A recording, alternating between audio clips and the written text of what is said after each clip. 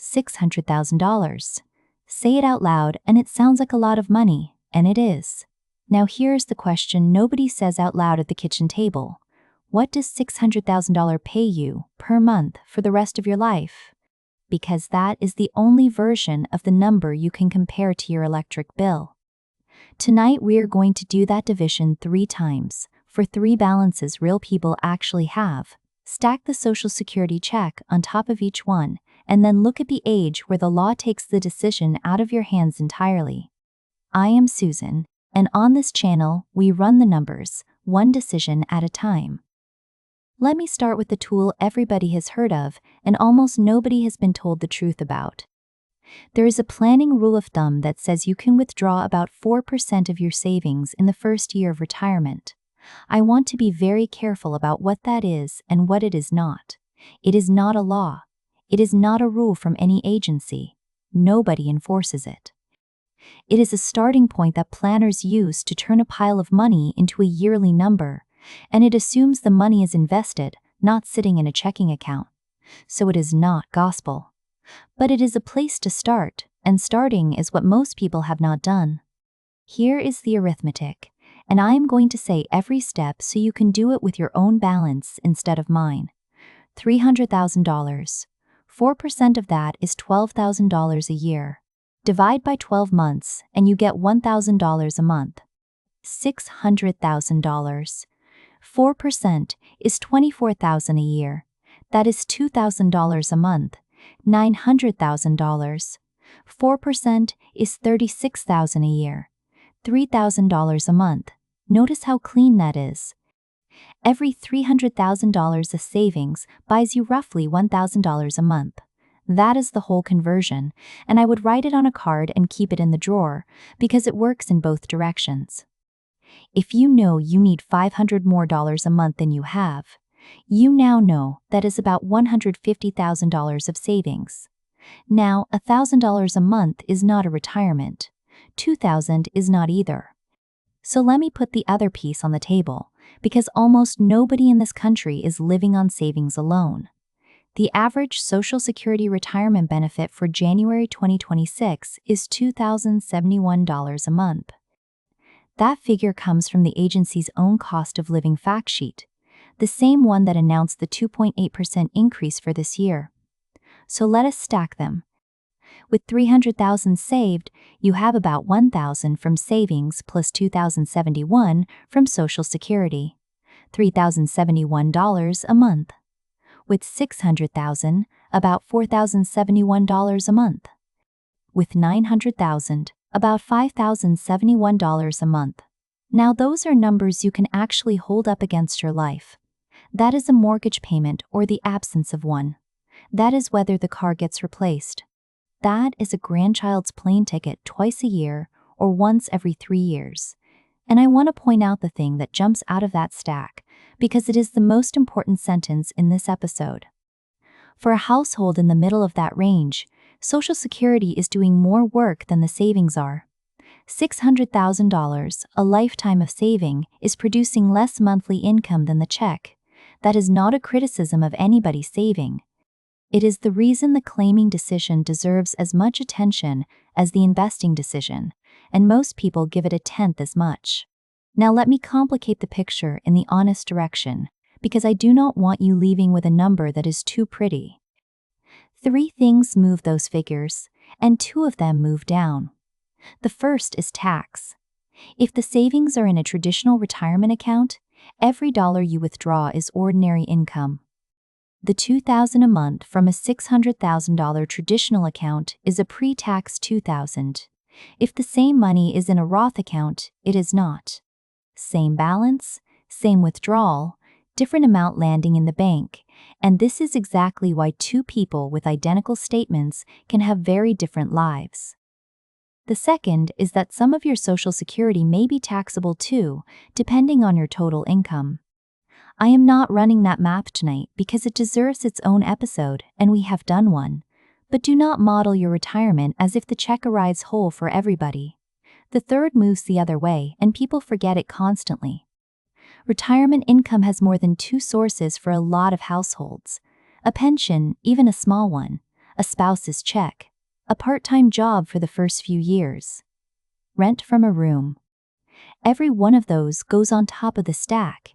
And when you are short by $400 a month, the shortfall is often closed by something other than a bigger portfolio. Now let me get to the part that surprises people the most, and it is the reason I built this episode around 3 balances instead of 1. The 4% rule of thumb is a choice. There is another number that is not a choice.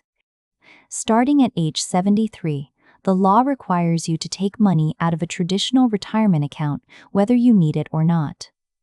It is called a required minimum distribution, and the calculation is not mysterious. You take the balance at the end of the previous year, and you divide it by a number from a table published by the tax agency. At age 73, that number is 26.5. So run our middle case. $600,000 divided by 26.5 is $22,641. That is what must come out that year, which is about $1,886 a month. Look at that against the 4% figure of $2,000 a month. At 73, they are close. That is not an accident. And it means for a lot of people, the forced withdrawal at 73 feels like nothing, because it is roughly what they were taking anyway. But here's what the table does after that. The divisor gets smaller every year because it is built on life expectancy. Smaller divisor, bigger required withdrawal. So the percentage of your balance that must come out keeps climbing for the rest of your life, and by your 80s it is meaningfully more than 4%. That is the mechanism behind something you have heard people complain about without explanation. They say the required withdrawals push them into a higher tax bracket. This is why.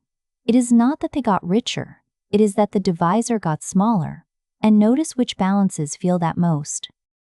$300,000 at 73 is a forced withdrawal of about $11,300 a year, which most people were spending anyway. $900,000 is about $33,900, which for a household that was living carefully might be far more than they wanted to take, and all of it lands as taxable income in 1 year. So the person with $900,000 does not simply have a bigger, better version of the same problem.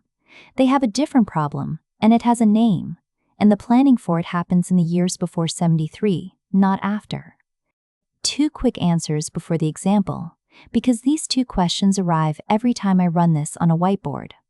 The first. What if my balance is not one of your 3 numbers?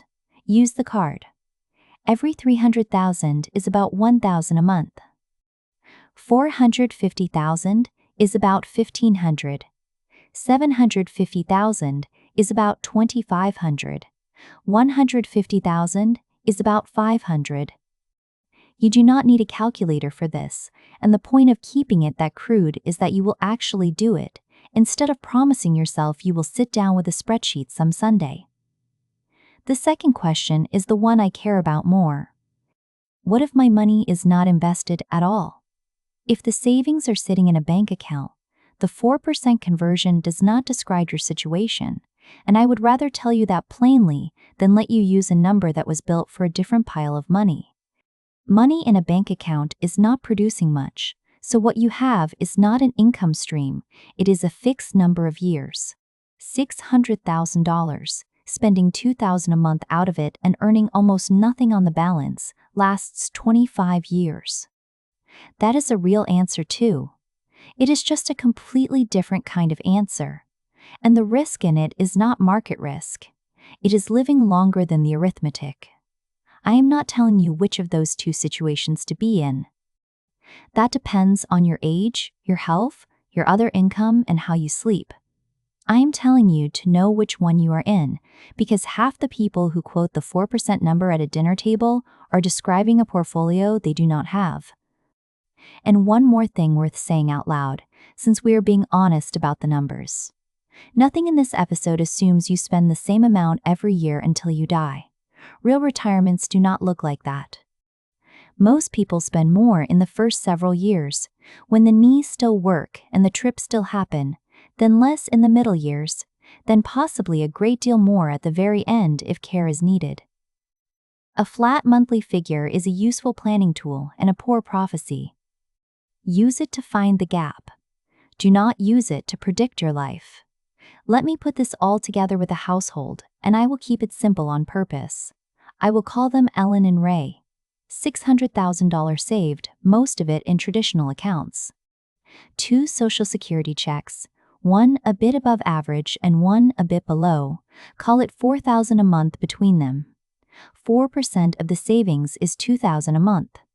Add the checks and they are looking at about $6,000 a month before tax. Their actual spending is $5,400 a month, so on paper they are fine with a small cushion. Here is what a good conversation with Ellen and Ray actually covers, and none of it is about picking investments.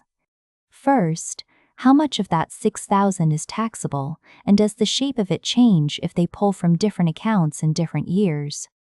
Second, what happens to the stack when one of them dies, because 2 checks become one, and the survivor keeps the larger of the 2 rather than both?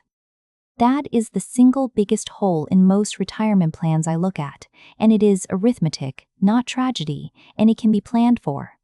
Third, what the required withdrawals will look like at 73, 78, and 83. So they can decide now whether to move some money to a Roth account in the low tax years before that starts. Notice that all 3 of those questions came out of a single division problem. That is what running the numbers buys you, not certainty. A list of the right questions. So here's what I would do this week if I were you, and it takes about 20 minutes. Write down your total savings and multiply by 0.04. Divide by 12. That is your monthly number from savings. Then get your actual Social Security estimate, not the average I quoted. Yours is on your statement at the agency's website, and it is the single most useful number in your file. Add them. Then write your real monthly spending next to it, the honest one that includes the insurance and the car repairs, not the pretty one. If the second number is bigger than the first, you now know the size of the gap in dollars per month, which is a solvable problem with several solutions. If the first is bigger, you have permission. You may not have given yourself yet. The usual reminder before I go. I am not a financial advisor, and this is general education, not advice about your money. The 4% figure is a planning rule of thumb, not a rule from any agency, and it assumes invested savings. The Social Security average and the withdrawal table figures come from the agency and the tax agency publications for this year, and those change. Run your own numbers with somebody who can see all of them. Now I would like to hear from you. Do the numbers in this episode look bigger or smaller than what you expected before you watched? I ask because the answer splits almost exactly down the middle every time, and the people who guessed wrong in either direction usually had never done the division. If this was useful, subscribe. We run the numbers here every week, one decision at a time, with the arithmetic on screen. I am Susan. Multiply, then subtract. In that order.